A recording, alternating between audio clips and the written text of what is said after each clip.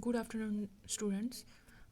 Today I'm going to teach you the subject computational statistics, which is the one of the most important part in honors in AI/ML. So, before starting with the main contents, let us see some introduction part of statistics. So, what is exactly statistics is?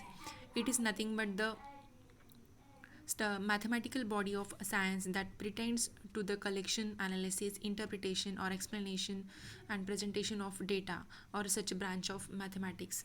Statistics is a mathematical science including methods of collecting, organizing, and analyzing data in such a way that meaningful conclusion can be drawn.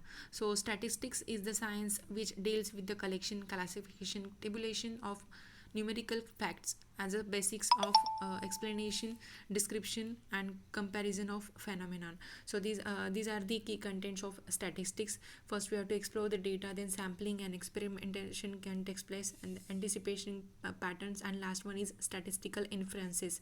So if you are considering statistical inferences, two areas of statistics are there. First one is descriptive statistics and second one is inferential statistics. Fine. So these are the statistics areas. Let us move toward the technologies of statistics. So the electronic technologies has had a tremendous effects on the field of statistics. So many statistical techniques are prescriptive in nature. So the lots of free softwares are also there. Likewise R, then MS Excel, then Stata likewise. If you are considering available statistical packages, so these are the list where we can consider the free softwares like R, CS Pro, then Winbug, likewise, and also some other packages are Excel, SPSS, or SAS or Minitab likewise. So if you are considering all this free software, so which one do we use, or which one is better for the statistical installation or statistical methods? So here is the graphical representation. So if you are considering Excel is the topmost level, then R programming is then SAS likewise. So R is always hot because most of the users preferably use R programming language or for the computational statistics. So what is exactly R is? So R is a language and environment for statistical computing and graphics. So and R is one of the suite for software facilities for data manipulation, calculations, and graphical display. It is one of the open source or free software. Fine. It is also works on Linux, Windows, or Mac OS. So it is one of the familiar software. Fine. So if you are considering the characteristics of R, it includes effective data handling and storage facilities. Then it use of operators for calculations on array in particular matrices. So a large coherent integrated collection of intermediate data for data analysis. So graphical facilities for data analysis and display either on screen or hard copy. So it is one of the topmost statistical software, and it is one of the language also. So it is not only statistical software, but it is language for software handling or computational statistics. So it can be integrated with other languages also like C++, or Java. R can interact with many data sources like SAS, then Stata, or Minitab likewise. For the high performance computational task, multiple cores either on single machines or across networks are there. If we are considering computational statistics, these are the types of computational statistics. First one is numerical data, then categorical data or ordinal data. Fine. So your data, it should be in the three types of format. When working with statistics, it is important to recognize the different types of data. So first one is discrete or continuous data, or you can say that it is numerical data. Second one is categorical data, and third one is ordinal data. Fine. So let us see each and every type in detail. So first of all, numerical data or continuous data. These data have meaning as a measurement such as personal height, weight, or blood pressure, IQ, or they are a count. Such that number of stocks shared on a person own, then how many teeth a dog has, likewise. That means some continuous or some numerical numbers are there. Fine. So it is also known as the quantitative data. Numerical data can be further broken into two parts, descriptive and second one is continuous data. So the descriptive data represent items that can be counted.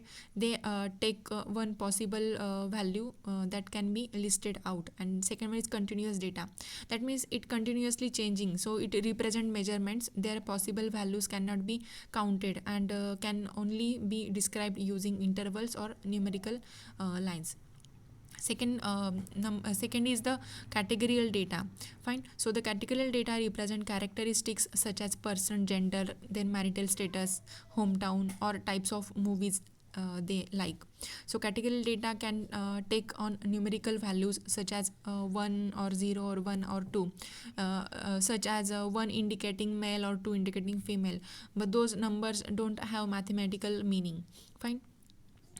If you are considering types of data, two types of data is always there. It may be univariate or it may be multivariate or bivariate data. So analysis for the data is necessary. So data is in statistics is sometimes classified according to how many variables are in a particular study. For example, height might be one variable and weight might be another variable. So depending on the number of variables being looked at, the data might be in univariate or bivariate. So next one is the mode or median calculations. So what is exactly mean is? So the mean is nothing but the average of data sets is found by adding all numbers in the data set and then dividing the numbers of values in the set. Second one is median. Median is the middle value when the data set is ordered from least to greatest. And next one is mode.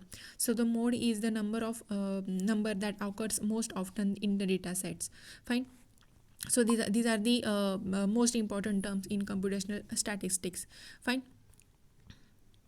So the next topic is the standard derivation. So the standard derivation is the statistics that measures the distribution of data sets relative to its mean and calculated as a square root of the variance. So statistical data, if you are considering standard derivation over here, it is the calculation as a square root of variance by determining each data points derivated relative to the mean. So if the data points are further from the mean, there is a high derivation within the data set. Thus the more spread out of data, higher standard derivation is there. Fine. So if you are considering the calculation of standard derivation, these are the most important steps. Likewise, standard derivation is calculated by using the number of steps. Like first one is the mean value is calculated by adding all the data points and dividing by the number of data points. Fine. Considering 3 points are there, so the add all these 3 data sets points and then divide by 3.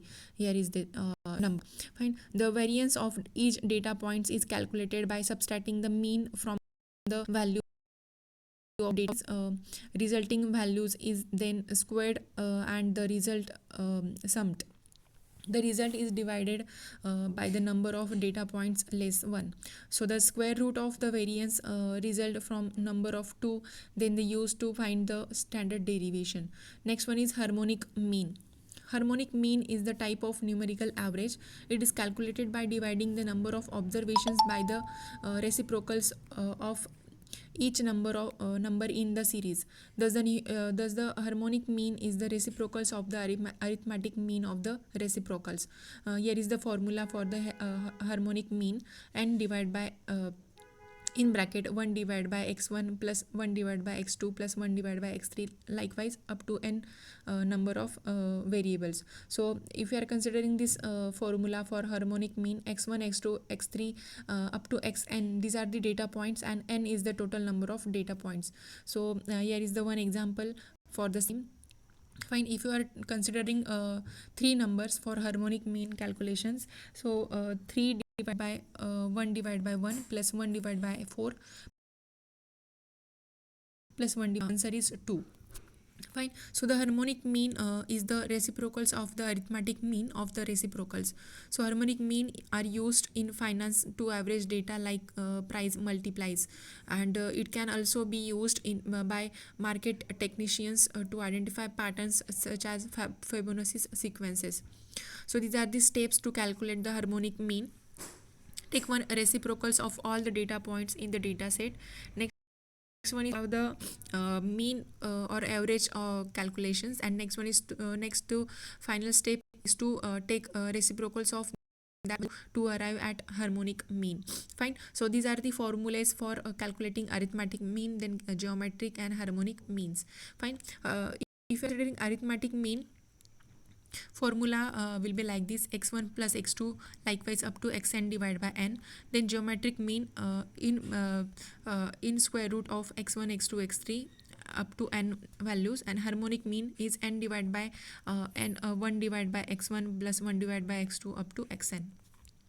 Fine, so one major concept in that computational statistics, it is nothing but the data visualization. So the data visualization is the graphical representation of information and data by using visual elements like charts, graphs and maps. Data visualization tools can provide accessible way to see the understand trends, outliner and patterns in data. So it is nothing but how to visualize your data is. So in the real world, big data and data visualization tools and technologies are essential to analyze massive amounts of information and make data driven decisions. Fine, so the data visualization involves a specific terminology, some of the which is derived from statistics. Fine, so the two primarily types of information displays are tables and graph. Fine, so an excellent data visualization has the following qualities. One, it's visually appearing, then it's scalable, then it's accessible, and it gives the information. It allows rapid development and deployment. Fine, these are the list of data visualization tool. First one is Tableau, second one is QlikView, then Fusion Charts, then Infogram, Chart Blocks, Data Wrapper, D3, Google Chart and High Charts. Fine, in mostly nowadays Tableau data visualization tool is rapidly used, so that this Tableau tool has the variety of options available, including desktop app, server hosted online versions and free public options. So these are the some visualization tools are present for the data visualization. Fine, so in that next lecture we will study the each and every part in detail. Fine, so thank you so much.